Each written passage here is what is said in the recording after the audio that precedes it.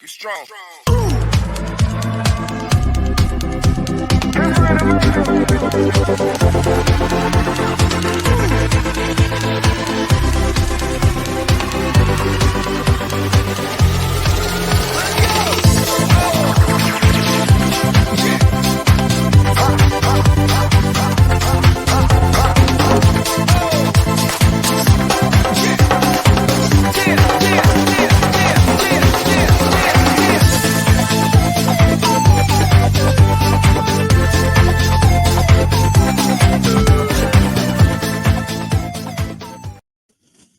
Well, a very, very happy Tuesday. Good morning to everyone. Welcome back to the TNC Sports Talk and listening to the TNC Sports Talk YouTube channel.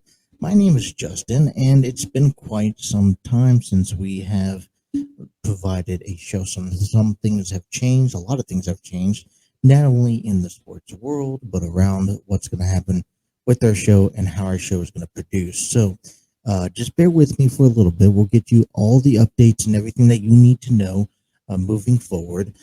Good morning to everyone. Happy belated 4th of July. Hopefully everyone has had a good weekend wherever you guys were at, celebrating Independence Day. Hopefully wherever you guys were, you guys were safe. And it's kind of different this time around, at least in my opinion, for me, as I went through the weekend. There was a lot of, we'll get to the weekend here in just a moment, but there were having 4th of July on a Monday. I had off work, which was nice, and I was able to, enjoy it, relax, and now I got to come back in and do a week's worth of shows and go back to work. It's just, the vibe of taking a couple of days off and then trying to get yourself motivated and energetic back to, back into the swing of things. For me, it's a little different. So, all right. So you guys are now, normally you guys would be listening or watching. If you guys are on Facebook, if you guys are on YouTube, if you guys are on Twitter, you guys would be watching me, Justin, to throw in on our live screen. The one thing that we have changed moving forward off the top of the bat is we have strictly just went an audio version. So unless we have a one-on-one interview, then what you guys will be seeing, what you guys will actually be doing is listening to us on audio platforms such as Spreaker, who supplies the audio platforms for us. And I'll give you all that stuff out in a second. So you guys can still catch us live on YouTube, on Facebook, and on Twitter. All right, you guys can check us live every morning. Now, this morning came out 7:30 to 9:30. A little, it hits a little different. I'll be honest with you, because 7:30 to 9:30, the problem that we have, or the problem that I run into, is the concept of it's in between the hour. I always like to start. Usually, shows start at the top of every hour. Well, when we come back live tomorrow morning, we'll be here from 7 to 9. And so moving forward, it's going to be 7 a.m. to 9 a.m., just kicking things off for the first time this morning, 7:30 to 9:30. So a little adjustment here, and I appreciate everyone's patience for that. So if you guys are looking to catch us live, you guys watch us on Facebook, YouTube, Twitter. If you guys are looking to interact with me, which I definitely encourage, I want you guys to get involved. If you guys want to have conversations and weigh in on the show, okay, the best way to do it is to check out and leave a comment down below on the YouTube page. So if you're just waking up and you guys are checking your Facebook, you guys are tuning on, and you guys want to comment on whatever is going on in the world, head on over to the YouTube page, TNC Sports Talk. and leave a comment there. I will get them, and I'll try to incorporate some of the comments made in our conversations throughout the show. If you guys don't, be sure to check us out on our audio streaming platforms. And I'm just pulling that up here right now for distribution. Currently, this show will be available on Spreaker, Spotify, iHeartRadio, Google Podcasts. It'll also be available on Deezer, Podcast Addict, Podchaser, and GeoSolve, if I said that correctly. So be sure to download, listen to us, check us out every episode here. And the one thing that we're also going to make the adjustment is as we approach and change into audio. Now, this isn't the final settings. The things I could tell you off the top of my head is that if our commercial breaks, as you saw at the beginning of the show, you had the intro that was still there. The commercial break, the little breaks that we have are still there. So you guys will still get the accessibility of watching that. If there's any guest that comes on at this ungodly early hour in the morning, that will actually be a face-to-face YouTube video transition. So although it's not just going to be audio, you can actually watch our guest during the live interview. So a lot of things are changing. I would ask just simply to be patient, and as I'm making the adjustment, as everyone else is making the adjustment, let's have some fun. And when I say about some fun, let's get up to date, because it's been a few weeks since I've last been on here. It's honestly, it's kind of new now. I've called a few baseball games, in between here and there, but mainly it's been quite some time, and it's going to be a new adjustment. So I kind of just ask for everyone's support, and I appreciate the support that everyone has given. All right, 2 hours for you guys this morning. A really big 2 hours coming up in hour number one. At the end of the hour number one, this is kind of how the dynamic wants to go. I want to spend a little bit more on Money in the Bank that has happened back on Saturday. The reason I'll talk about that, I want to spend a little bit more conversations. I want you guys to weigh in on what you guys think, if you guys enjoyed it. And I'll give you my thoughts there. At the end of hour number one of our program, we're going to cover some more Cincinnati Reds baseball. You got to think about this. They picked up a loss yesterday, 7-4 against the Mets, and I'm not expecting the Reds to do anything spectacular. We'll talk about some of the injury updates, get you guys ready for tonight's ball game, get you the highlights, and all that stuff. But we are in the process as we approach spring, as we approach the All Star game, which is in about 2 weeks. We have to consider, who is worthy enough? I think that's a bigger question for me. Who is worthy enough to be in the All Star game? So we'll have to talk about that. We'll talk about the Reds. We'll get you guys ready on there, where their standings are at. We'll take a look at the the National League Central. We'll listen to David Bell's comments on their loss last night. Take a look at their injuries and much more. Hour number two, we'll get back to wrestling. The one thing I will comment is the acknowledgement. We are on the road to SummerSlam. Okay, at the end of this month, SummerSlam is approaching. There's a lot of matches that are predicted to take place. There are a lot of matches that are already set to happen. We're kind of start breaking that stuff down. Coming back after our first break in this first hour, I want to heavily talk about the Money in the Bank. I want to talk about the talent that has been pushed through and whether that's good, bad, opinionated. You got the key things that took place and that highlighted in Saturday's Money in the Bank.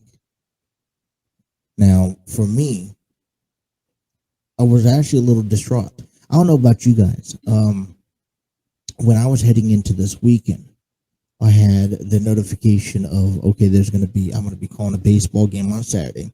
And in the back of my mind, even though I kind of knew this months ago, for me, I was to the understanding, was just fixated. Let's put it that way. I was fixated that there were teams, that Money in the Bank was on a Sunday. I'm so used to and I'm so prone to watching WWE pay-per-views, premium lives, whatever you want to call it, on a Sunday. Other than the side point of maybe SummerSlam and, WrestleMania that moved to 2 nights. I have still yet to adjust to the whole Saturday weekend programs that WWE has put on. And so I have some thought, and so as I was getting ready for the baseball game that I called back on Saturday night between the Arizona Diamondbacks and the Colorado Rockies, and you guys could check that out, and I appreciate that. I was also having I was like, oh, in the back of my mind, Money in the Bank was on. And it was a little, and I don't know, maybe because it was 4th of July weekend, I don't know not necessarily what was going on for me, but there was a little off-field vibe. Maybe it's because of everything that has taken place with the McMahons, with the WWE over the past, month. And just for me, for some reason, I was just distraught. I was just not myself. I was actually not into it. I called the game on Saturday night, went to bed, woke up Sunday morning. The first thing I tuned on is the Money in the Bank. And it really shocked me to see the outcomes of some of these matches. And we'll get more into that here in our next segment. We are just getting away here on a Tuesday morning. Thank you guys for tuning in. Welcome back, everyone, to the Throw-In with Justin on the TNC Sports Talk YouTube channel. We're going to take our first time out. When we come back, we'll get more and we'll dive more into everything that's going on with Money in the Bank. Monday Night Raw, kind of like a walkthrough motion. I don't know how you guys think. Let me know in the comments down below. But for me, it was kind of a walkthrough motion. I didn't necessarily. There was a couple of things I took away from it. There was a couple of exciting moments, but I feel like WWE always does this, where they just put on a lackluster show in San Diego, and I'm very disappointed in the outcome of Monday Night Raw, especially with SummerSlam heading up here in just a few weeks. So we got a lot to talk about, a lot to cover, a lot more to discuss. We'll talk a little bit more. Coming up here, we'll talk more about the NFL and what I want to do heading into and towards the season. We're just getting started here on a Tuesday. Thank you guys for tuning in. We'll be right back here on the TNC Sports Talk YouTube channel. I ran up a check, I might do it again. Enemies close, have me thinking they're friends. 10 toes down, I'll be free until the end. Crib outside the city, I don't feel safe in my hands. Took so many years, I'm just waiting for the wins. I'm in debt to no one but the one who took my sins. I do it for real, there's no reason to pretend. If I do it once, I do it again. Add it up, bankroll, euro, peso, add it up, I'm just doing me, everything is on me, oh you matter what, add it up, bankroll, euro, peso, add it up. 7:49 here on the Throw-In with Justin, and good morning to you guys. Thank you guys for tuning in, and appreciate you guys' patience with us.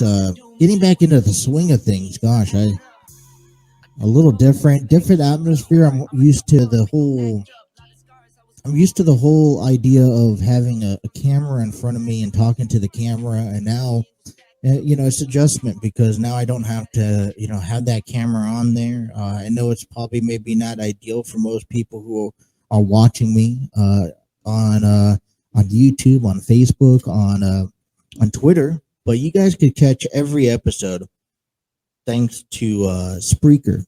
Okay.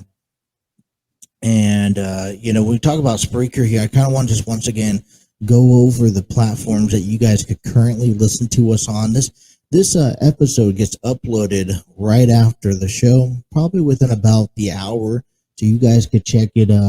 If you guys wake up late, don't miss any single second.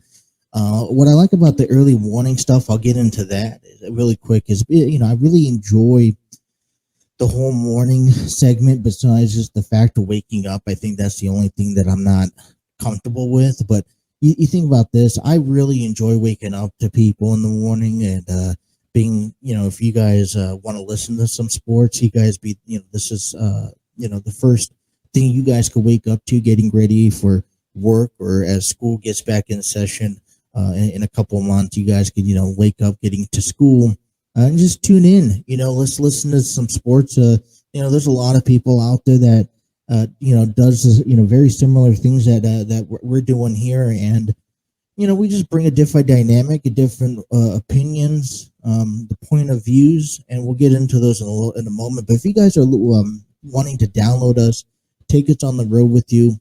I know for me, because this isn't my only gig. I go to work on a daily basis, and I like it because I get to do the show first thing in the morning, and then I get to go out and do a kind of like a 9 to 5 job, but later in the evening. But I put in my headphones and I listen to podcasts quite often, and I quite enjoy it. But if you guys are tuning in, you guys want to take us on the road with you, you guys can listen to us and grab us on Spreaker, Spotify, iHeartRadio, Google Podcast, Deezer, Podcast Addict, Podchaser, and like I said, I'm going to butcher this one, but is it GeoSov? I'm just going to laugh at that one. And talking about Spreaker for a moment, I want to give a shout out to our good pals that I know with Armchair Booking. If you guys are looking if you guys want to find other wrestling podcasts, all right, Armchair Booking is a really good, very well knowledgeable. And I tell you guys, I met one half of this team, and they just celebrated a year with Dwaylen. And it's a team of Steve Barber, Dwaylen Davis, and they do podcast. They're actually, you can check the Armchair Booking out on Facebook, YouTube as well.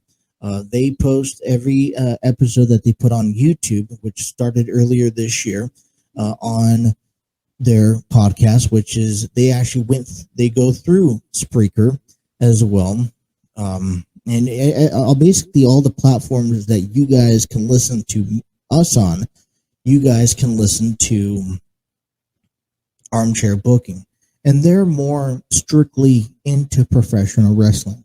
They have no breaks. They just come on. They cover the wrestling news, major topics, and they recently put out an episode celebrating Dwaylen's 1 year anniversary of being on the show.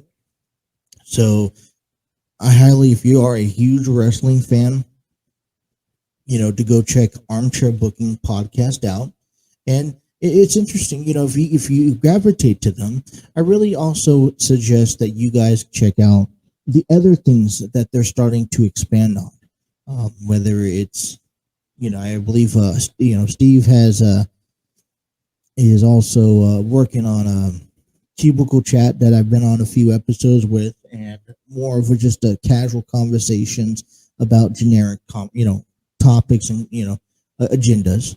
So definitely recommend checking Armchair Booking out. Steve Barber, Dwaylen Davis. You guys can check them out also on social media.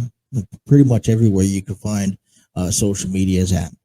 All right, let's get down into some of the business. All right, I kind of want to date back to Money in the Bank this past weekend. We are on the road to SummerSlam, and for some reason, Money in the Bank was just kind of an offsetting for me. I don't know about you guys. It felt off, and I don't know why. I don't know why. A couple key things that have happened that has, I think, maybe turned fans in a direction. There's a lot of speculation, and then it gets twisted and turned. Just a couple results, and if you guys have not watched Money in the Bank and Monday Night Raw last night, this will be a spoiler for you guys. Bobby Lashley did defeat Theory to become the new United States Championship, but then Theory turns back around, finds himself entered into the Money in the Bank ladder match for the men's side, and wins and becomes the new Mr. Money in the Bank. On the women's side of things, a lot of other things have happened as well. Not only Liv Morgan wins the women's Money in the Bank, but then she cashes it in last night, back on Saturday. I don't compare it to last night, but back on Saturday when she ended up beating Ronda Rousey after Ronda Rousey beat Natalia one-on-one. And a couple of things. I kind of want to get to a couple accomplishments here. Liv Morgan won the Money in the Bank and cashed it on Ronda Rousey at Money in the Bank. She finally achieved her dreams. And listen, let's back up for a second.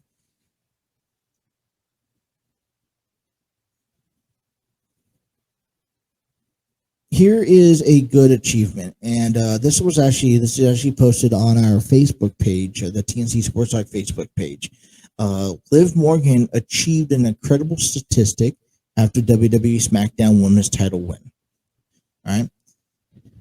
So after Morgan's victory was the first time since August of 2017 that a new SmackDown Women's Champion was crowned without one of the four horsewomen involved somehow. Okay. Now, I'm actually reading this for the first time with you guys. I think that's pretty incredible. And it's been, what, 18, 19, 20, 21, about 5 years since the SmackDown Women's Championship was crowned without one of the four horsewomen. Think of Bayley, Sasha Banks, Becky Lynch, or Charlotte Flair being involved. And back on Saturday, you saw Natalia and Ronda Rousey. I don't know the details or the specifics. Neither I really care about the details or the specifics that's taken place with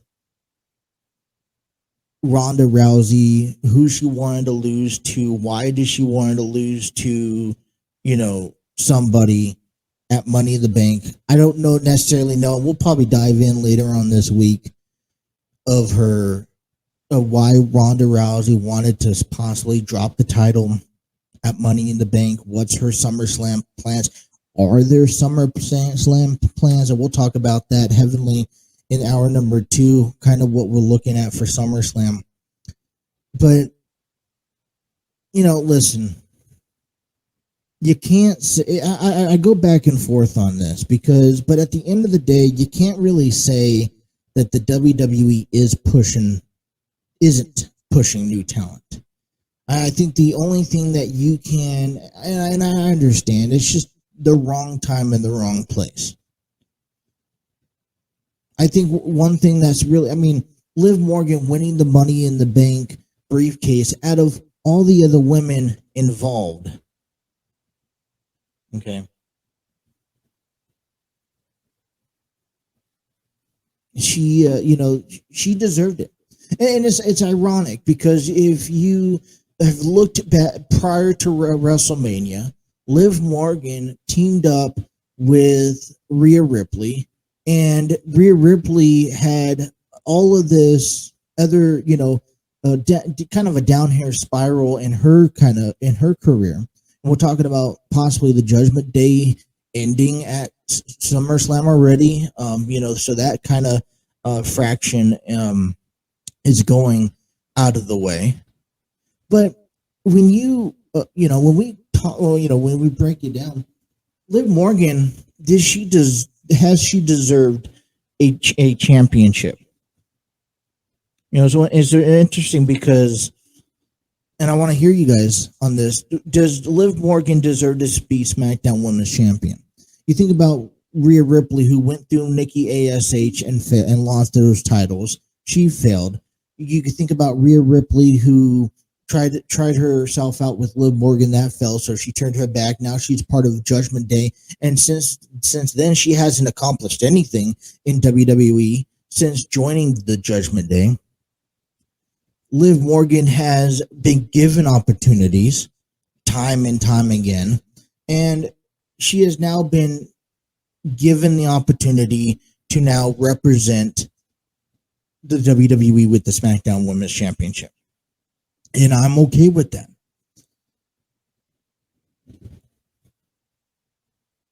I think for me, I was going around, I was taking notes about this. And I'm just going to read some of the things that I was saying, listen, and just trying to put my, thoughts together here for a second.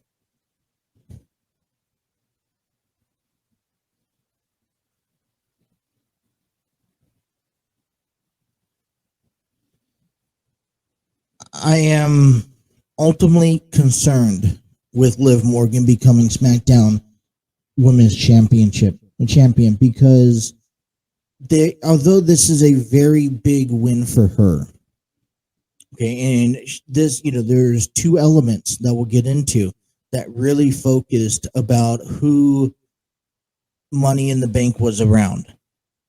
One on the women's side, one on the male side. When I don't know if Liv Morgan is at X Factor.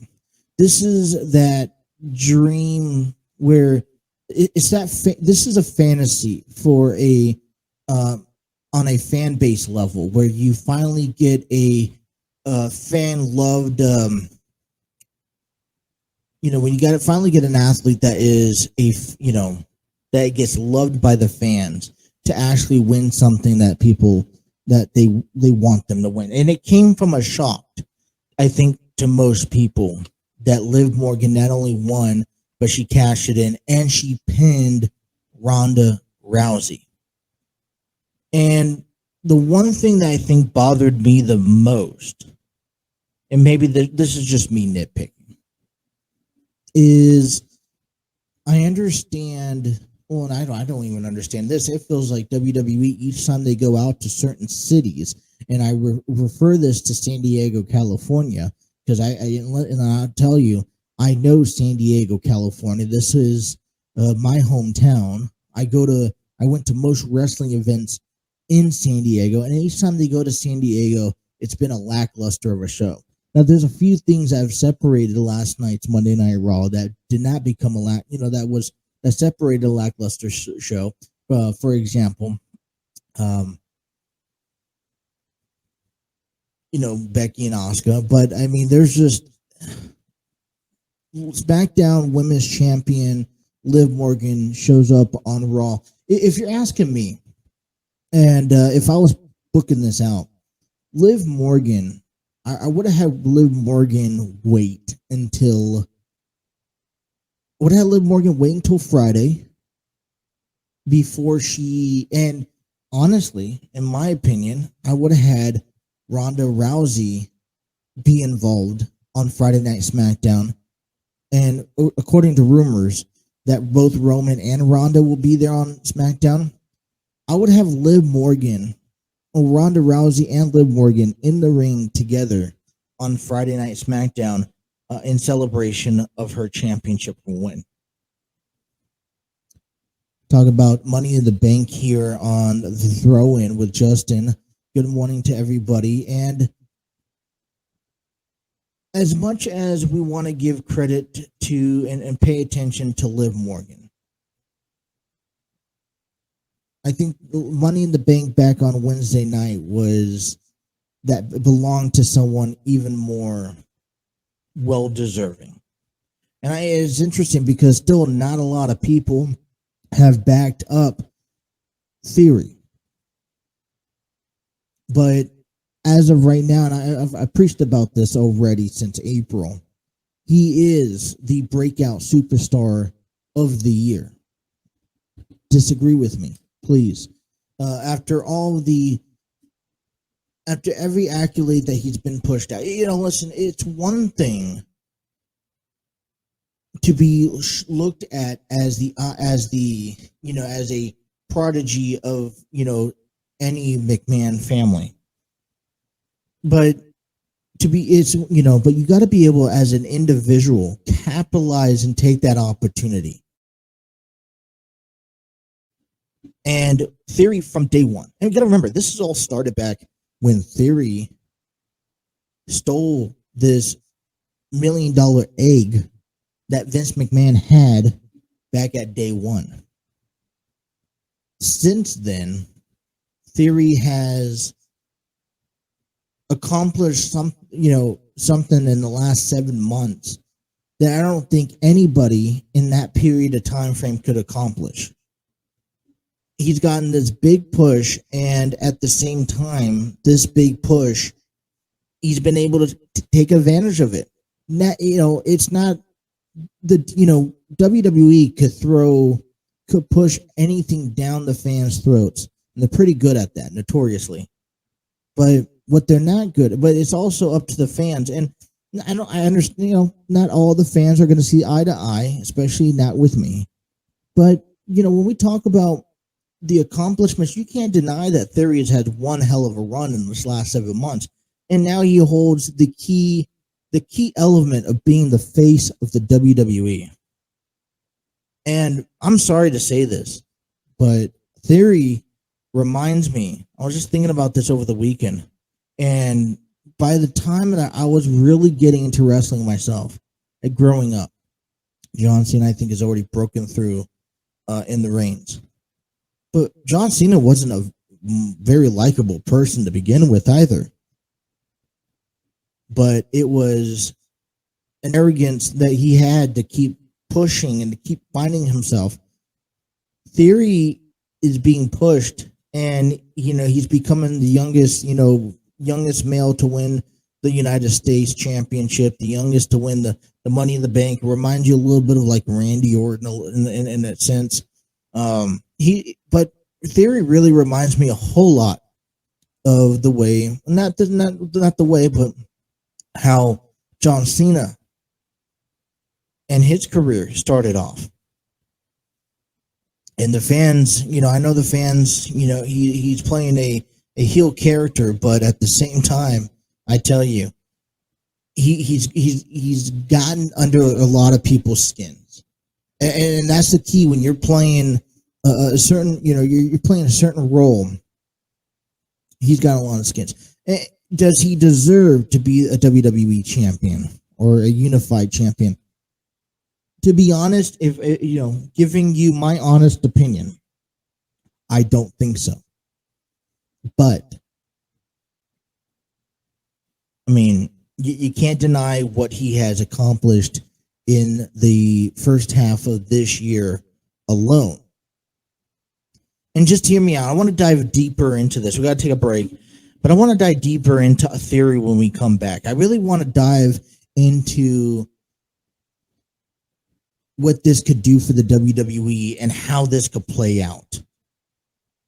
I want you guys to know that I'm excited for Austin Theory winning the Money in the Bank, and I think this is actually a positive direction, especially heading into a SummerSlam. And they've kind of already talked a little bit about what could possibly happen at SummerSlam. Now, I'll give you my thoughts, and my thoughts are just a way of me booking things. But I mean, I'm pretty adamant about what could possibly happen. TNT, the throw-in with Justin continues right after this.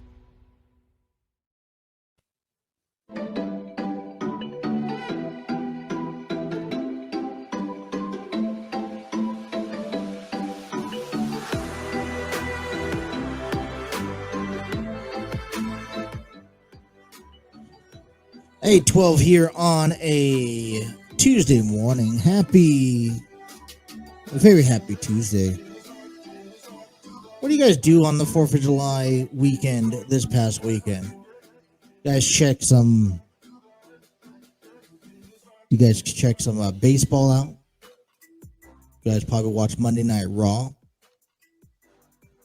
You know, where I live, there, I'm still acclimating myself to everything that happens out here in this area. So I came from San Diego, California, and they're more strict on the rules and the regulations and what they want, what you can and can't do, and you can't set off fireworks. That's one thing that they're very adamant about. And, in Cincinnati, in Ohio, and in Kentucky, there's fireworks everywhere. And I'm talking not the firecrackers, the ones, like the pooping snakes or the pigs and the little firecrackers you get on the floor. I'm talking about the big fireworks.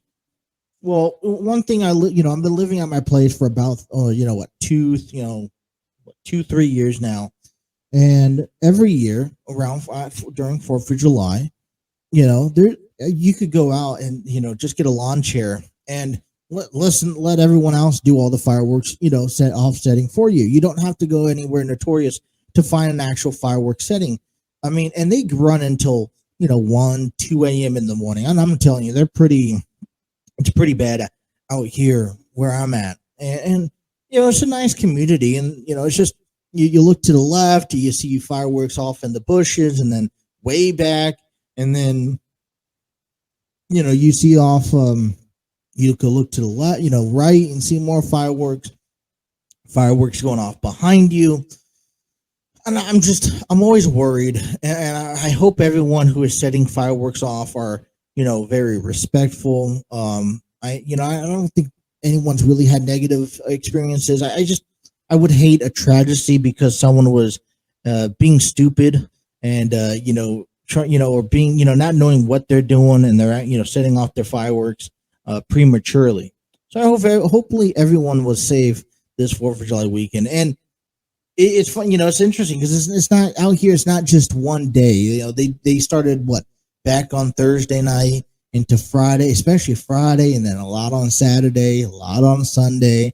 And it's like you got your own little show without having to face the trouble of going, finding a place. There was a few places around here. You could have gone to Kings Island, and check out the fireworks, which I was, my kids went to Kings Island yesterday, and, I got some of the videos, and they were doing like a fireworks display and a light show at the same time. I was just amazed, to see that. I know I'm planning on going this weekend, hopefully, depending on how my work schedule goes. But I mean, instead of having to fight the traffic, having to fight the hassle of people and especially getting home, I think that's probably the biggest. It's like, all right, you spent all this, this entire day at this, big crowded area. You had to fight for parking, fight for your spot. You enjoyed yourself, and then you got to get, it takes hours to get out of those locations. And I'm just, oh gosh.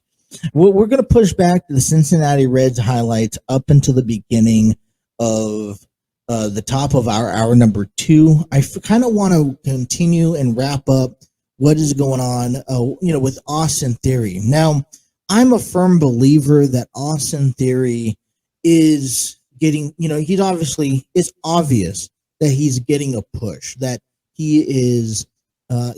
they're pushing him to be this new face of the company. You think of everything that he has accomplished in the last 7 months from facing Brock Lesnar. It's interesting because he's made it certain that whoever is the last man standing at SummerSlam between Roman Reigns and Brock Lesnar, that Theory would be cashing in his Money in the Bank contract. Now, I think this is an actual good thing for the WWE. I think you could look at this in multiple directions if you want to. One thing that I've been proclaiming quite often is that Roman Reigns has and the bloodline has been dominating WWE for the past year and a half, and rightfully so. I'm not questioning that Roman Reigns isn't there yet, but I know the WWE's routine. There's a reason why Roman Reigns has not been in competitive action for months, and it's not just about protecting, their prized possession here, their the it factor, the face of the company right now, because without that championship around his race, and I've heard this before by many others, the face of the company is your champion. But at the end of the day, with or without Roman Reigns having that those belts around his waist, he is still technically the face of the company in the WWE. He's the biggest asset to the company right now. And there's still, the problematic of Roman versus The Rock at WrestleMania. I told you two things that need to happen. Roman Reigns needs to drop that title. I've been telling you guys that since the beginning of this year. Okay, how often have you seen a title run last approximately about a year, where they defend it every month, they are competitive each and every week on their program, and then a year comes up, they drop and they go take a vacation? It's been notorious that whoever has that champion, reign, takes the reign and competes for a couple months, drops it, and then takes a vacation. They've done their due diligence. They've done their job. Roman Reigns hasn't had that yet. And I told you that Brock Lesnar needed to beat Roman Reigns back at WrestleMania. And I still believe that should have been the case. Because now Brock Lesnar is back to face Roman Reigns. And the biggest problem with this match here is that now a lot of people are tired of watching these two compete. When in doubt, put Brock and Roman together. At the end, right now, that's the biggest money-making match in the WWE. There is no other match on that card that you could possibly put that's going to top out Roman Reigns and Brock Lesnar. Please, I want someone to give me a match that can be better than Brock Lesnar and Roman Reigns. When in doubt, put Brock and Roman in a match when you need for whatever reason. And that's why this feud works, and that's why they keep this feud open. But here's the thing.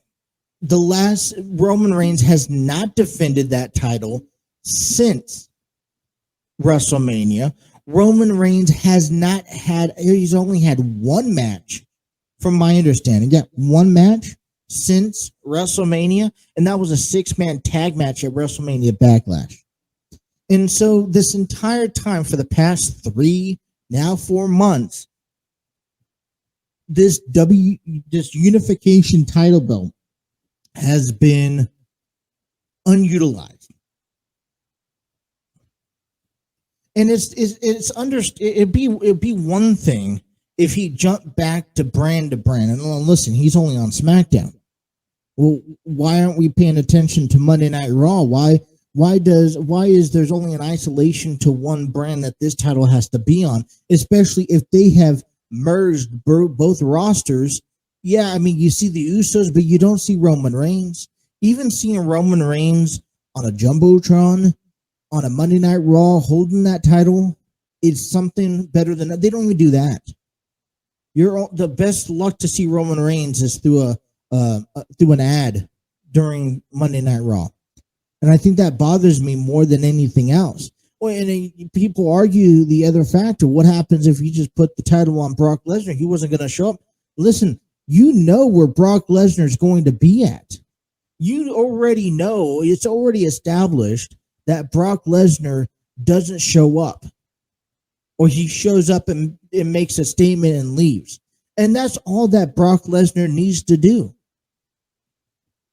When this is what separates Roman Reigns from Brock Lesnar. We already know what Brock Lesnar's like. We already know what he does and doesn't do. We already know that Brock Lesnar is a man who wins the title. And I mean, listen, has he not deserved it? Can he not come in, win a title, and move on? And when a challenger is worthy enough to be facing him, come out of hiding, at least you know where that championship is, and you know Brock Lesnar's still with the WWE, and you know where he is at. Because the last thing you want to do is lose Brock Lesnar. Roman Reigns needs to get his head on right for WrestleMania next year, because there's still a possibility that, and a lot of people are still talking about it, that Roman and The Rock will do battle. Well, here's a perfect scenario for me. One thing I really enjoyed after watching Austin, or I call him Austin Theory still, but after watching Theory win that Money in the Bank ladder match, okay? Now, it was kind of sad. I was a little depressed, a matter of fact, a little deceiving to see Theory drop that United States Championship to Bobby Lashley. Matter of fact, I would have. Here's the thing: if it was me booking this, I know there's a lot of hypothetical statements here, but I would have had Theory win by disqualification or count out, just to keep that United States Championship on him for just a little longer. You see, when I'm looking at this, how cool you're looking at a character with Theory and just how obnoxious he is, right? Just think for a moment, if he is somebody who not only carries the United States Championship, but he carries the Money in the Bank briefcase for a whole month. I mean, this entire month is going to be talked about him anyways. As a matter of fact, there's going to be more wrestling talked about Theory until he cashes it in, until, more than anything else. You think about holding the United States Championship and that Money in the Bank briefcase, at least until SummerSlam, where then Bobby Lashley can, Theory could be distracted at SummerSlam because he has that Money in the Bank briefcase, drops the title to Bobby Lashley. I feel like that would have been more important, and that would have been more charismatic. You think about what that winning that title on Saturday meant for Bobby Lashley, and I don't really necessarily think why he has to have that United States Championship when he should be going after the big one. But let's play ahead a little bit. So I thought maybe Theory should have won that United States Championship belt, should have won that title match back on Saturday, and then face Theory, and then, have a rematch on SummerSlam, and then where Bobby Lashley wins the title. But now we have Theory and Bobby Lashley potentially having a rematch at SummerSlam, which is now pointless. And Theory's eyes is going to be set on the main event, on Brock Lesnar, Roman Reigns. I told you this. Roman Reigns doesn't need that title. If you're going to drop the title, drop it at SummerSlam. Give Roman Reigns some rest. Tell him to take a small vacation. WWE will be perfectly fine without him. It's not like he's making a huge impact anyways as of late. And here's what you do. Last man standing match. I would actually like to see Theory get involved and enter himself in the match. You think of that. Think of this. Both Brock and Roman are going to beat the living crap out of each other. And it's going to be fun to watch, just like it is each and every other time. I would like them to take it to new elements. But you know what? This is what I see. What happens? I would like to see Theory at the end of the match enter it in and be the last man standing. Because he could technically do that. Instead of having to face Brock Lesnar one-on-one or Roman Reigns one-on-one, have him face both of them in a last man standing match. Now, obviously, he's going to be smart about this and don't cash it in until, they're both beaten down, maybe dump a table on both of them and they both get counted out. But SummerSlam, Theory should be walking away with the WWE Unified Champion. At least in my thoughts, he should. What you guys say to that? Do you guys agree? Is this something that I think a lot of people are also honestly thinking about? Here's the reason why. Because this could even set up, and you think about a big round circle and big round completion on this. This could set up Brock Lesnar and Theory later down the road, later this year. And we haven't really seen a whole lot of Theory cheating his way to victory. But wouldn't you like that? So I'm giving you my early prediction. I'm gonna kick things off here. Theory walks away with the WWE Unified Champion as Unified Champion. I would like him to enter in the match somewhere in the middle and beat Brock Lesnar and Roman Reigns. Armchair booking here. I'll talk about this. He states that Theory simply isn't ready. Here is, as much as I do enjoy Theory. And I understand, and I actually agree with you. Theory, I don't think he is ready quite yet. I don't think he would ever be ready to honestly carry the champion, any heavyweight champion, chip belt. But here's my process. I'm gonna take this a step further. I know there was some speculations that John Cena would have come back and faced Theory at SummerSlam, right? Bear with me for a second. What happens if Theory beats Brock Lesnar, Roman Reigns? What happened if you put Theory as the face of the company for the next, from SummerSlam to WrestleMania? Just hypothetically. Okay? I know it probably wouldn't be ideal. You probably not. One, you're going to have a champion that's going to fight every month, for one. But here's my biggest point before we cut to break at the end of the hour. I'm thinking of WrestleMania next year. And with everything that happened, or that unveiled this past, year and a half with Ric Flair, I'm honestly thinking that there's a possibility that the WWE wants to eventually have John Cena surpass Ric Flair in the title reign. I know that comes as shocking to most. But what happens if Theory faces John Cena next year at SummerSlam, and not SummerSlam, but next year at WrestleMania, and John Cena beats Theory? You got to think of Theory is. John Cena did this to The Miz when he was coming through. But maybe in possibility, this is a attitude adjustment for Theory that could help him even more. Maybe a loss by John Cena and drop of that championship helps Theory even more. So we're going to cut to a break here in a moment. But just think about this. Theory beats Brock and Roman at SummerSlam. Theory goes on and beats people like Brock Lesnar sometime down the road, even Bobby Lashley. Maybe he cheats his way. John Cena comes back and makes one last title run and beats Theory. And for me, that's what gets Theory over in my books.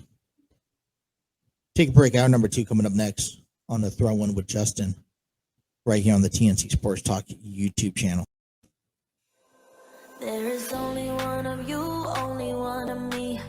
There's a million of those who won't let us be. But they're not gonna see me bleed. Cause baby, I got you. I've been beaten to the ground, dragged across the dirt. I've been scared to live cause some people never learn. The throw-in with Justin is given to you thanks to StreamYard, where you can create your podcast, YouTube videos, host virtual business meetings, and conduct your interviews. Try out the free version today at StreamYard.com. Hour number 2 here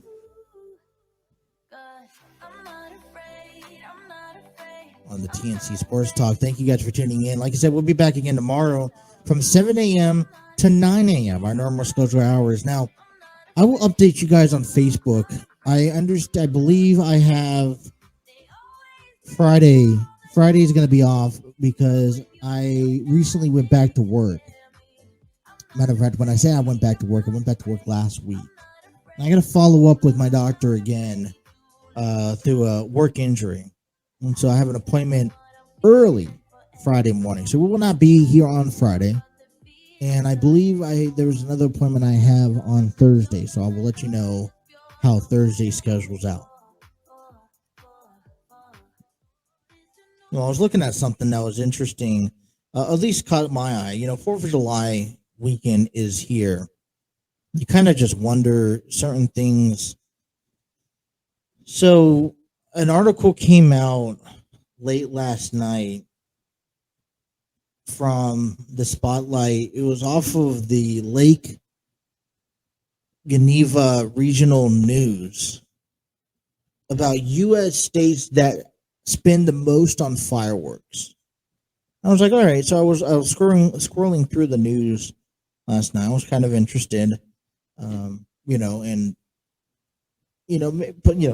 4th of July season. Who spends the most every year on during 4th of July time on fireworks? People. And articles was like, in the modern, it was stated here. I'm just going to read a couple of sentences here.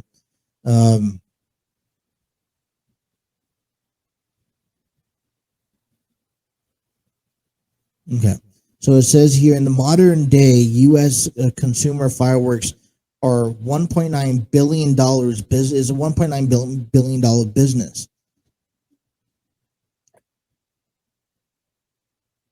It also said it revenued about $262 million in 2021.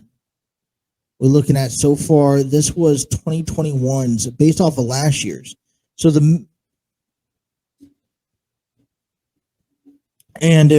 could actually find this on the TNC Sports Talk YouTube channel. I'm just looking at this real quick while I try to tell you here. But fireworks spent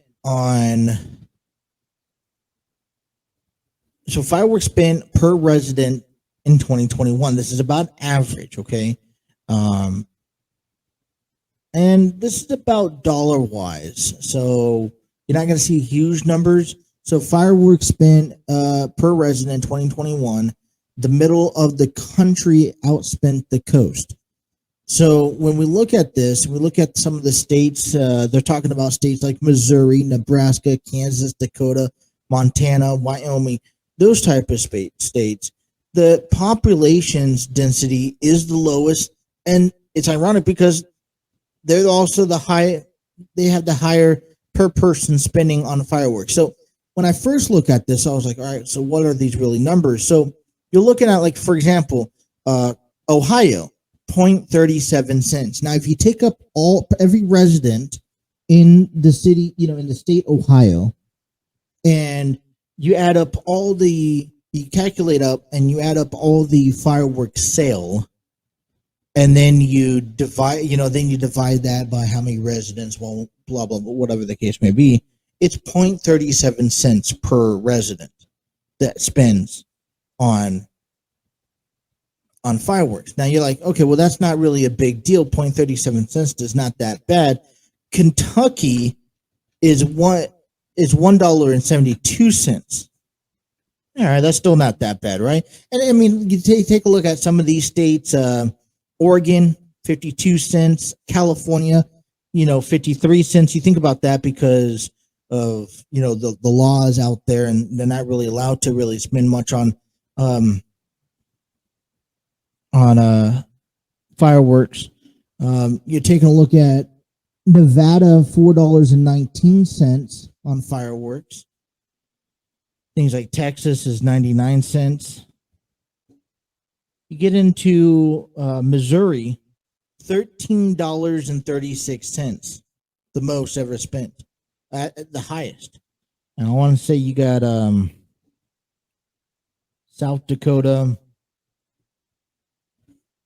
Okay, South Dakota is $10.87, while North Dakota is $4.13. Kansas, $8.08. And I'm like, that's per resident. So like I said, if you added up everyone, and then 3 states saw fireworks spending increase more than 5 times since 2008. States with the largest increases of fireworks spending since 2008, 13-fold increase comes from Nevada since 2008 to 2021. Georgia comes in second with 10-fold, and then Arizona was 6-fold. South Dakota's catching up pretty quickly there. I just thought that was interesting to see per person an average for the nation since 2008. Okay, back in 2008, it was about maybe 60 cents per resident for fireworks. $1.41. And you kind of think about that. That's not really a lot of money per person, but you add just add that up per how many people live in Ohio, and you sit there and then you add. Let me get the Ohio number. You sit there and add 37 cents. I kind of want to do that math now. We're doing math here on a Tuesday morning.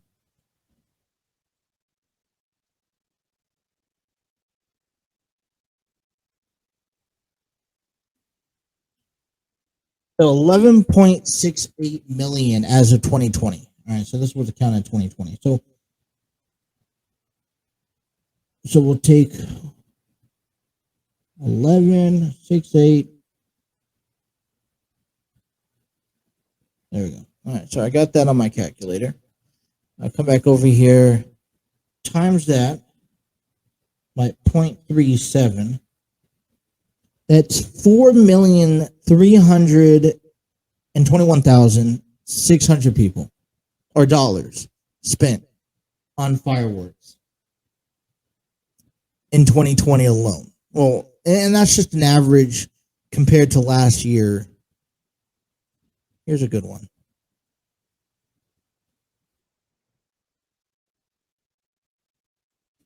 I had this number here. Okay. Just trying to find the nice number for you here. So Kentucky's population estimated about 4.5 million people. Okay, so 4.5 million people. And that was in 2021. And then you times that by the average firework per person, which is $1.37, right? No, $1.72. $7 million, over almost $8 million in fireworks, just for residents for the entire state of Kentucky. You think about Missouri. I don't even want to get to Missouri, because they had the most. I don't know, we're talking about fireworks. So they have they have an estimate about 4.16 million people. So let's do that.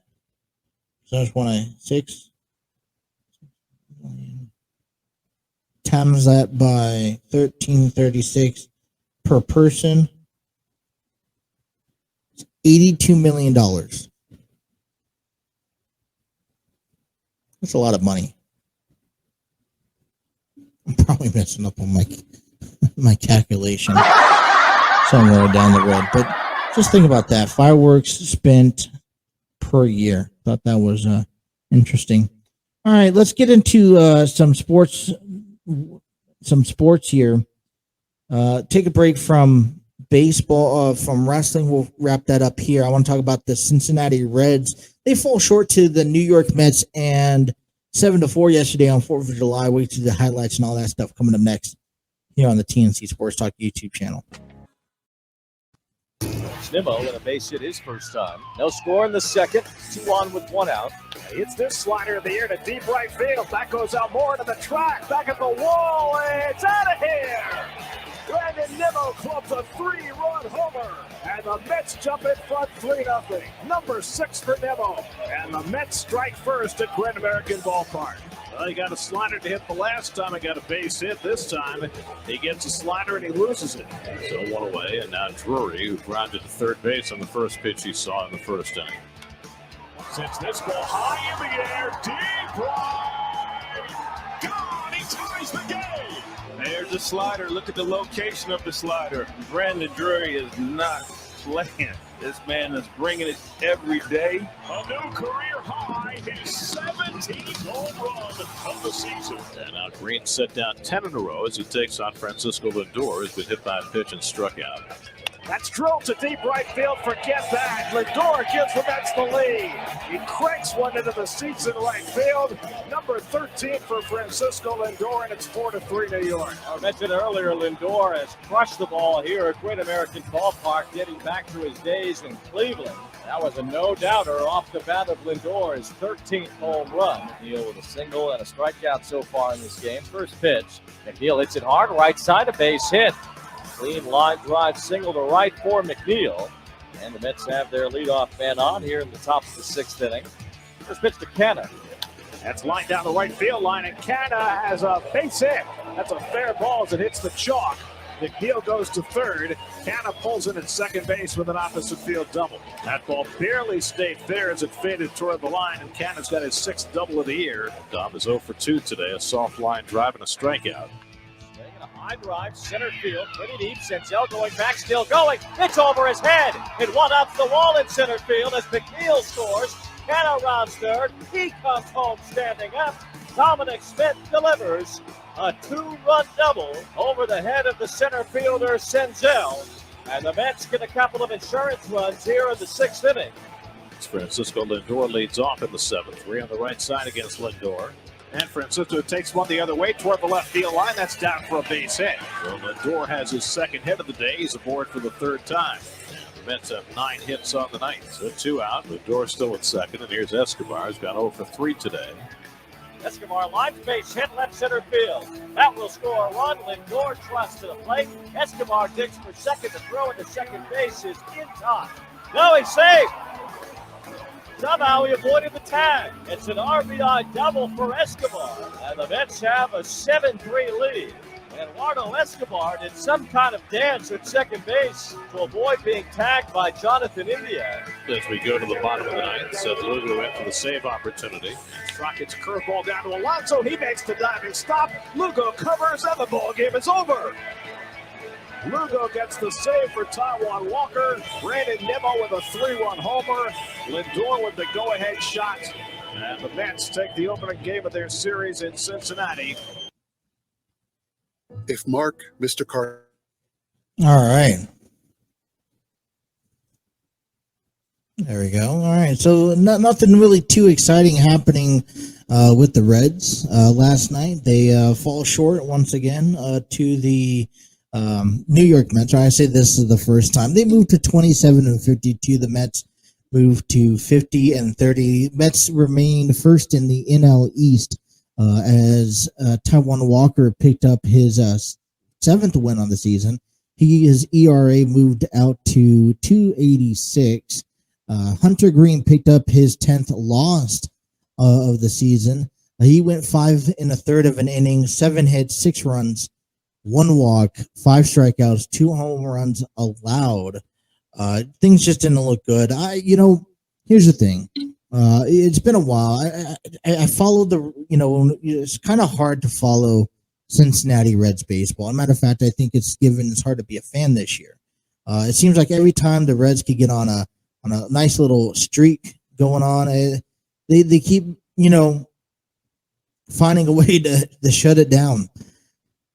And you're doing it with the lineup with guys like India, Drury, Pham, Votto, Moustakas came in and DH'd, Almora Jr., which, Donovan Solano's in there. I know that the Reds are having problems with their catching. Nick Senzel.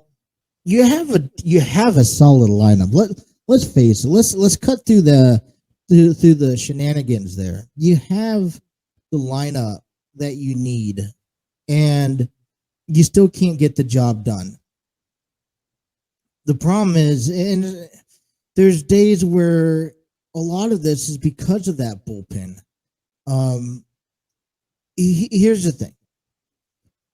Let's look at, I just don't think that starting and throwing Hunter Green out there every 5 days is something that is ideal for a rookie in this sense. He's been asked to call up to the big leagues, and he's been asked to perform at a level that I don't think he's quite ready for. I don't want to say he's not there yet. But okay, so who do you have? You have Graham Ashcraft, Hunter Green, Mike Minor, Tyler Mahle, and Luis Castillo.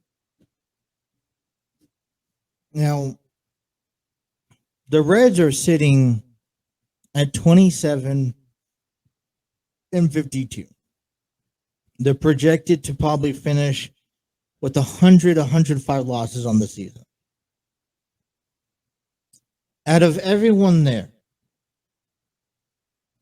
Luis Castillo is the ace pitcher. And by the way, we could very well see, because we have 1 month, because the trade deadline comes up in August. We could very well see Luis Castillo depart. I feel that the Reds wouldn't. There are conversations that I've been hearing notoriously about Luis Castillo departing from the Cincinnati Reds. This is something that I don't want to see Luis Castillo go. But if the Reds aren't going to take initiative, and when I say the Reds, I'm talking about the owners. If they're not going to take initiative into trying to do better, and when I say by that is that they're going to have to make some sort of change come before the deadline. Okay? Look at the amount of injuries that the Reds have just on the pitching side of things.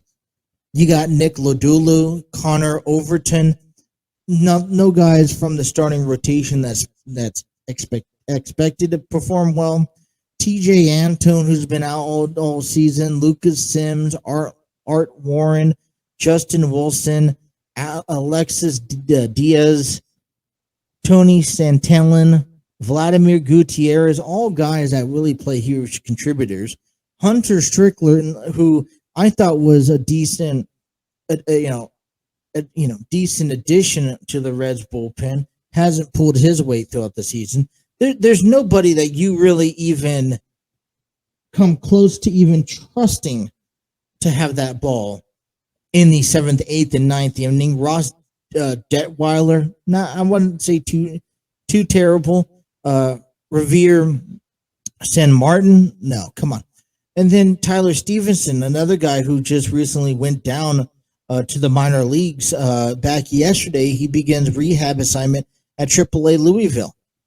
He started at catcher for Louisville on Monday, and he takes the final steps before being activated from the injured list. He fractured his right thumb back on June 9th. He's been out of action for nearly a month, probably another couple of days before he'd be back, and that was against the Diamondbacks. Expected to miss 4 to 6 weeks. So we're about at that range. According to Mark Sheldon, he thinks he only gave him 5 innings last night, and then he's expected to catch more. Got Art Warren that was sent down yesterday. Right-handed Art Warren was on the 15-day IL. There's just no establishment for the Reds bullpen, nonetheless the starting rotation. And if you dive into the Reds roster and their depth chart, their offense. Listen, I really enjoy watching their offense. They have, I mean, these are guys, and maybe because for me, maybe because I'm so comfortable seeing them. Tommy Pham, Joey Votto, Mike Moustakas. I know Tyler Naquin's out on the 10-day IL. Aquino Fraley is also out. I guess there's guys like Almora Jr. who that should be brought up. Max Schrock. Guys, the issue with the Reds is the bullpen, and it's the starting pitching. You have, you're asking Ashcraft, you're asking Hunter Green. I mean, you're asking two guys to go every 5 days and give you, 6-7 solid shutout innings. I know the All Star, week is coming up here in about 2 weeks, a matter of fact. But here's what I would do. I don't know how much longer Nick Lodolo is out, but what I would do is I would actually take Hunter Green and Nick Lodolo and split their series, and so it'd be a back-to-back starting pitching day where Hunter Green will maybe get the first 2-3 innings, and then Nick Lodolo comes out and gets the next 2 to 3 innings. Graham Ashcraft, another thing, maybe pair up with Tyler Mahle or even get a solid 5 innings out of them. They got to work the workload for guys like Luis Castillo and Tyler Mahle and Mike Minor. The question is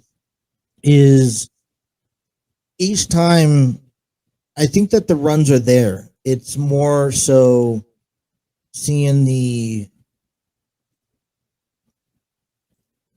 Reds, finally capitalize on an advantage. They won one game out of the last 2 series. They only won out of the last 3 series. Let me put it this way: out of the last 4 series, from the Dodgers to the Giants to the Cubs to the Braves, they only won 4 times, and these are all 3-game series. They get on a nice winning streak here and there, and then they drop a handful of them, and then they get a couple wins throughout the week. You talk about what's coming your way here this week, and it's a pretty big schedule if you think about it. The Mets have the Reds have the Mets in a 3-game series. So the Mets will be facing the Reds again tonight with Max Scherzer, which is not another ideal. Now, penciled in is Nick Lodolo, who is supposed to be back. Whether that is the case or not is yet to be determined. I don't see this win coming as of anything here. This may be a series just to forget about.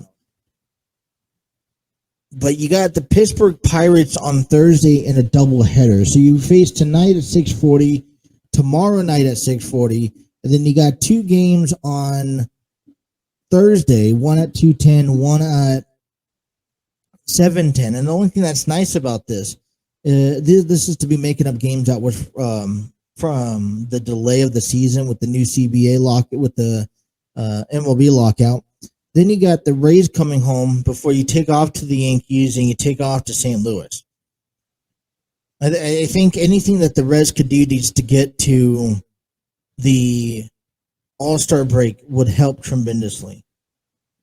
I know that this is a pretty heavenly stretch, asking to face a 3-game series with the Mets and then also take on a doubleheader before you start battle with the Tampa Bay Rays.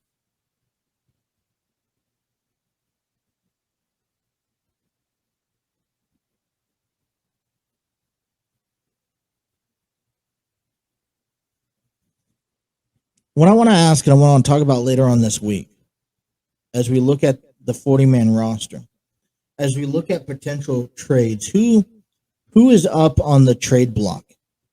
All right, what's the inside reports? Can Votto? I think the Reds just hang on to Votto, but is there room to make any trade to help with the bullpen or the starting rotation, or is this just a shot down team? That's what I'll find out. We're going to dive more into that later on this week, if not next week. We still have a little bit of time, but we will dive onto that. All right, let's take a quick time out. We come back. I want to talk a little bit as we get ready for SummerSlam, which is July, I believe, 30th. We'll get ready into that. We'll talk about that and more about, I believe, I'm a little upset because I feel like Bianca Belair's title run has been stale. And I'll explain right next here on the Throw-In with Justin.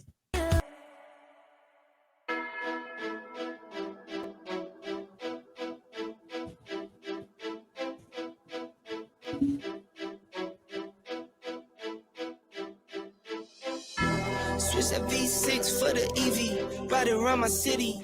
You should come ride with me, yeah. Feel me if you hear me sip. Water like a fish sip. I water to the gillies, yeah. This a new wave, this a takeover. Do it for the future. Time to get a world of makeover. The Throw-In with Justin is given to you. I want to give a shout out to Epidemic Sound. Discover your world-class artists, composers, and bands. Find the perfect soundtrack and give your social media accounts the music they deserve. Epidemic Sound is a royalty-free music league that TNC Sports Talk is proud to be using. For more information, check out epidemicsound.com.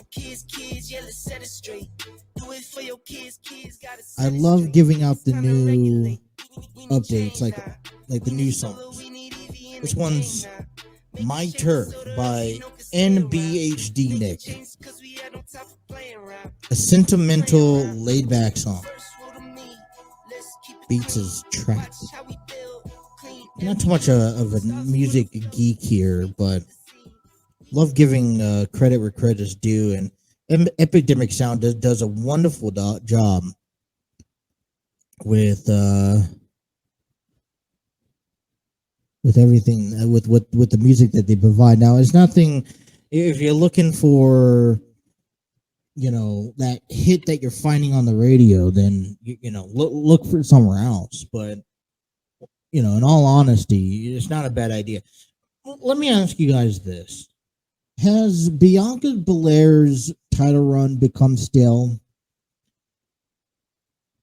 I feel that she's been ever since WrestleMania, ever since SummerSlam last year. She's been trying to capture a title, and it was. And let's face it, in my opinion, Bianca Belair was supposed to face Sasha Banks at SummerSlam last year, which was supposed to be a WrestleMania rematch, if I'm not mistaken. Correct me if I'm wrong. And instead of seeing Sasha Banks, we saw Becky Lynch come out, beat her in a short period of time. And, from there on out up until WrestleMania, Bianca Belair had her eyes set on, returning the favor against Becky Lynch. And, both women have not really been able to cross paths until WrestleMania.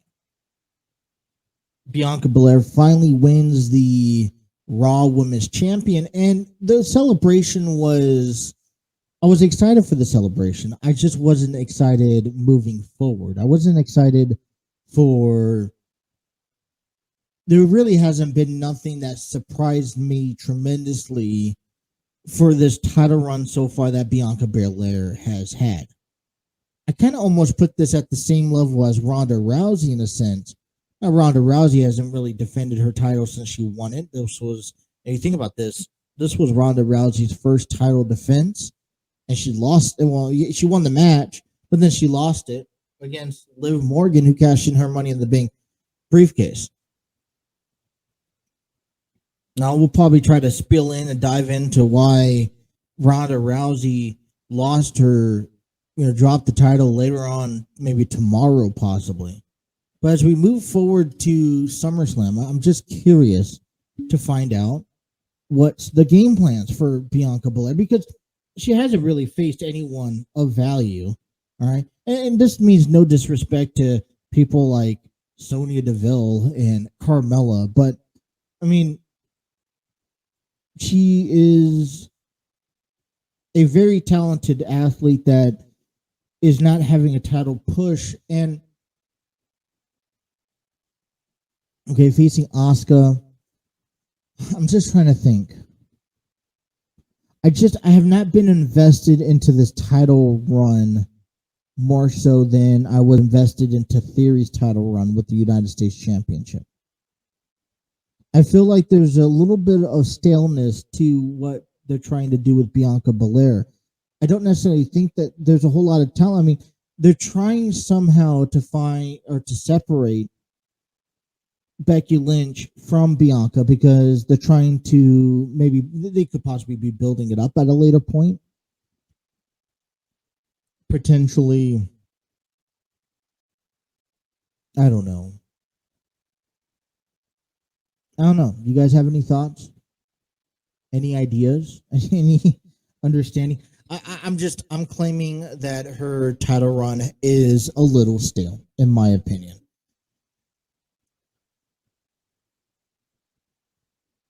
Not really influenced, and it's going to be interesting because I don't know. SummerSlam's coming up here in 4 weeks. Don't know what the game plan is for her. I don't know why Carmella and Natalya. Here's what gets to me with those two women. Now they're incredible athletes, but they come and go so frequently that you can never get attached to them. I think that's one of the problems with Natalya, and one, they don't put them in really any good storylines to really show interest of wanting to pay attention to them. But at the same time, there's no, by the time they show up and by the time you get used to watching them on television, then they kind of go away for a period of time.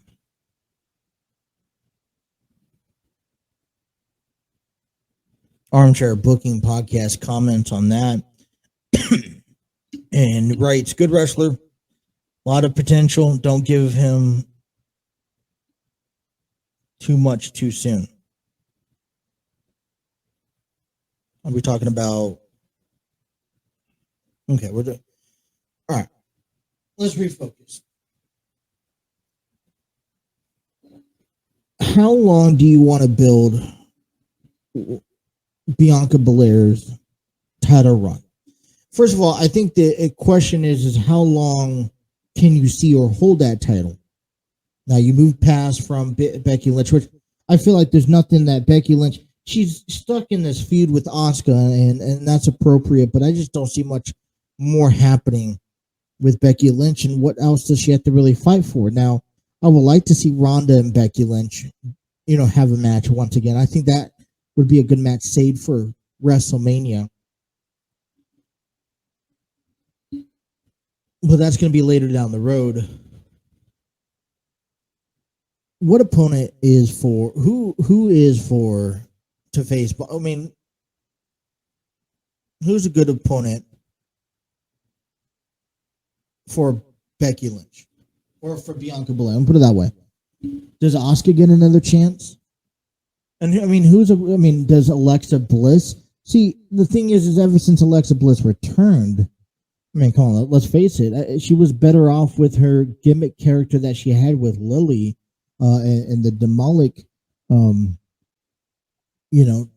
type of attitude. She hasn't been the same since, and I'm wondering if this is all a plan, if they're going to bring that back out, and if so, when, because I think we're kind of waiting for something like that to happen. I think WWE misses it, to be honest. This comes down to the point where there's not many characters. I kind of want a character or two still implemented in professional wrestling where you could kind of, feel what, you just don't get the same emotions anymore when everyone's acting the same way. the way that Liv Morgan, acted back on Money in the Bank. Now, yeah, she deserved it, but at the same time, I mean, does she? I mean, Rhea Ripley, at this time last year, Rhea Ripley was sitting there going after the Raw Women's Championship, if I'm not mistaken. And then she got put with Nikki ASH. They win the tag team titles. And look where she's gone now. She's with the Judgment Day. That really are now in a feud with the Mysterios. I was telling you, I love when WWE goes to San Diego. It really feels. I was very impressed and actually very surprised to see the Mysterios picked up a victory last night on Raw, considering that most of the time when they head into San Diego, Rey Mysterio is always getting the short end of the stick, and I'm like, I'm very devastated. I'm always disappointed when they lose, and they usually always lose in their hometown. WWE doesn't play favorites.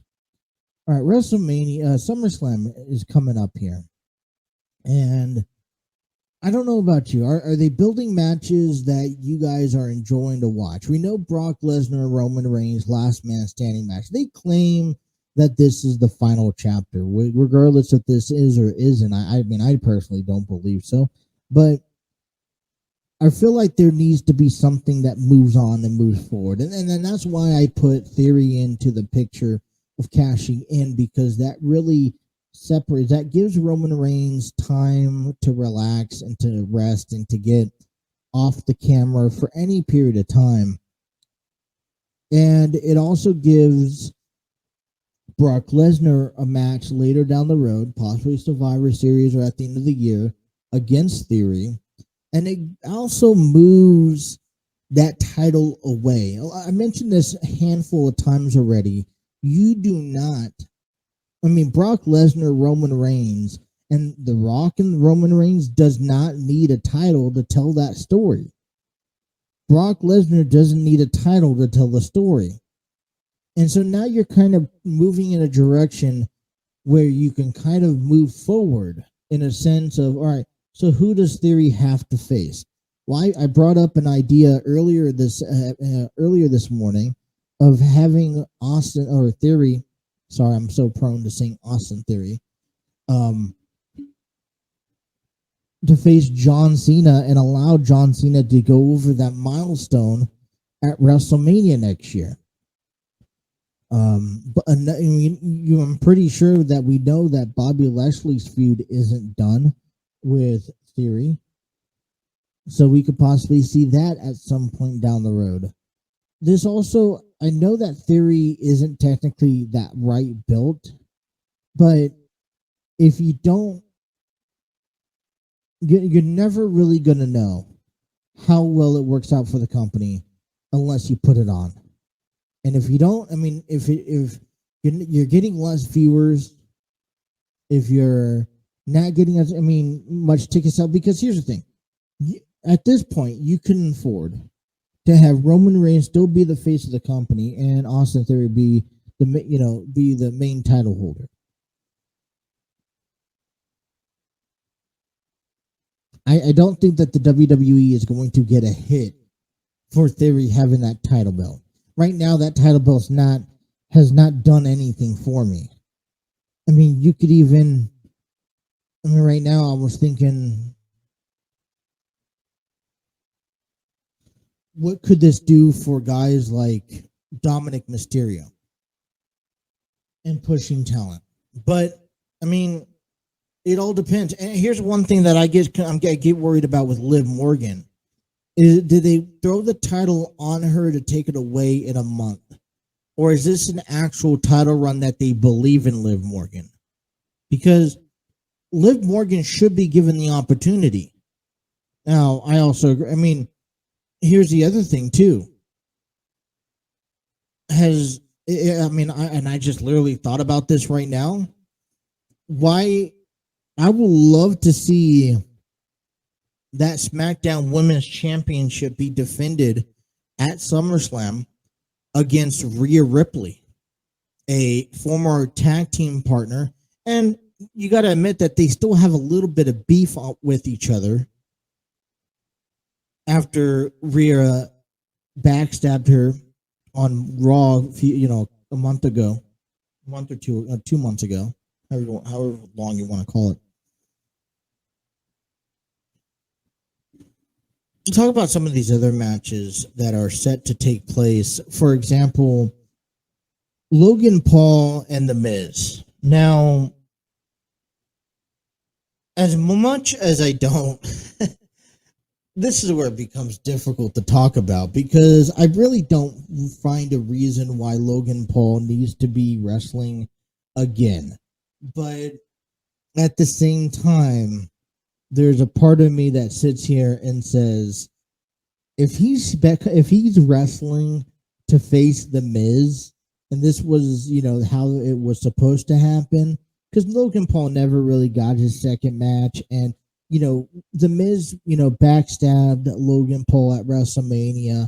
Obviously, he should be out for revenge, and he will get his opportunity at WrestleMania. What I'm afraid of, I personally believe, that this should be a one-on-one match, The Miz and Logan Paul, but I'm afraid that somehow AJ Styles and Tommaso Ciampa, right? Is going to get involved, and Miz, this breaks down and becomes a tag team match, and I just don't. I don't know. I kind of wish that they would have planned this ahead a little further.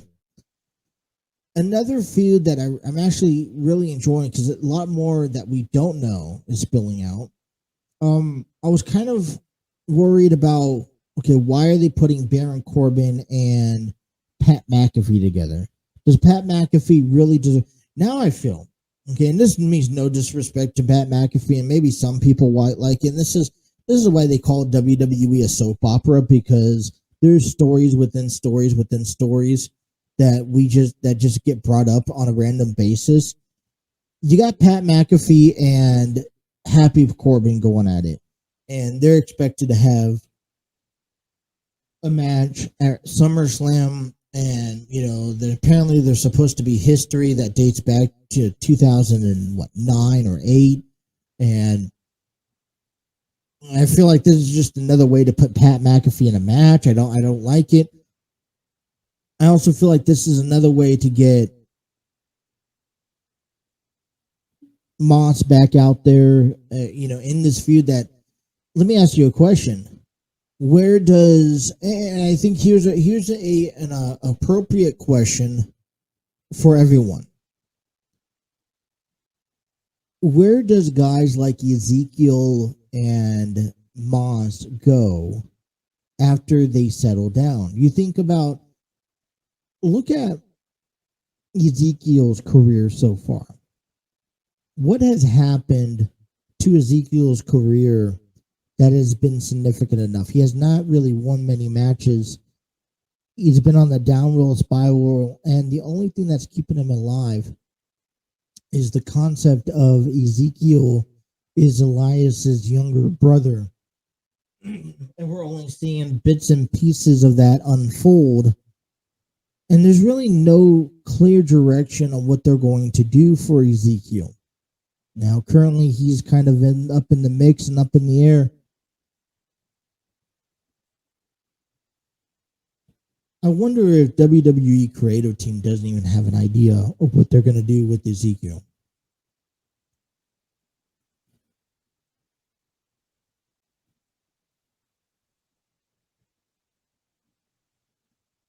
All right. Kind of sucks. I'm kind of like started off the show a little stale. I'm ending the show a little stale. I'm kind of just bringing to you. You guys watch? Have you guys got a chance to watch the new Minions movie, The Rise of Gru? It's 100% It's being given the most positive reviews by Rotten Tomatoes. I'm actually intrigued. I'm actually wanting to watch that now, considering everything out there that's inspiring.